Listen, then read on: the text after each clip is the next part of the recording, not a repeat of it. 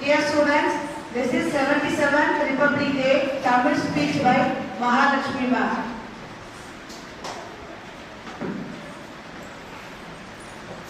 மதிப்பிற்குரிய முதல்வர் மற்றும் சக ஆசிரியர்களே மற்றும் எனது அன்பு மாணவர்களே, அனைவருக்கும் என் இனிய குடியரசு தின நல்வாழ்த்துக்கள். இன்று நாம் கொண்டாடும் ஜனவரி 26ஆம் தேதி இந்திய வரலாற்றில் மிக முக்கியமான நாள். 1950ஆம் ஆண்டு இந்நாளில் இந்திய அரசியலமைப்பு அமலுக்கு வந்தது. நம் நாடு ஒரு சார்பற்ற ஜனநாயக குடியரசு நாடாக அறிவிக்கப்பட்டது. குடியரசு தினம் என்பது வெறும் விடுமுறை நாள் அல்ல. சமத்துவம், சுதந்திரம், சகோதரத்துவம், நீதிமுறை போன்ற மதிப்புகளை நினைவு கூறும் நாள்.